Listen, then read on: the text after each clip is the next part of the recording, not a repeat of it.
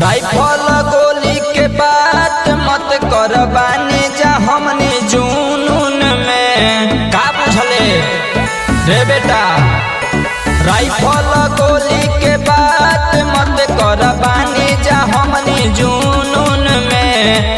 अपना जिला के शेर हई गरमी बा हमनी के खून में। अपना जिला के शेर हई गरमी बा हमनी के खून में। बोली ले कमलतियाई ले ज्यादा इहे बा हमनी के रूल में।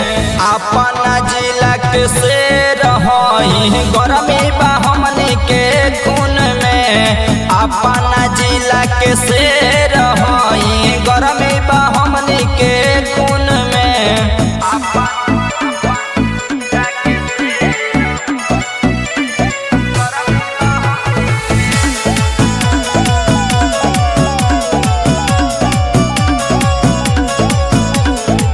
हमरा के बुझले अनाड़ी रे हई हम बड़ा का खिलाड़ी रे।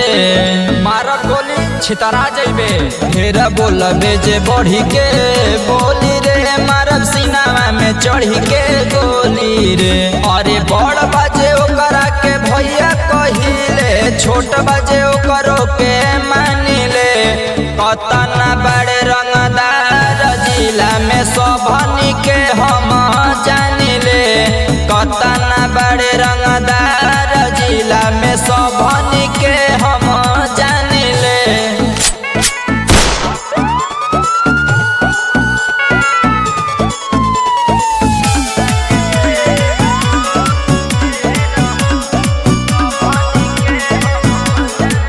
जिला जवार हिलैले हई तगरो गरदा मचैले हई। जलवा अपना जारी है हमरे साथ खड़ा सरकार बा। पूरा घरवा में भरा हथियार बा। छोट छोट मैटर में हम ना पड़ीले बड़ मैटर हम फानिले। देवा पंडित धर्मेंद्र के अपना भाई के जैसन मानिले। कतना बड़े रंगदार जिला में सबनी के हम जानिले।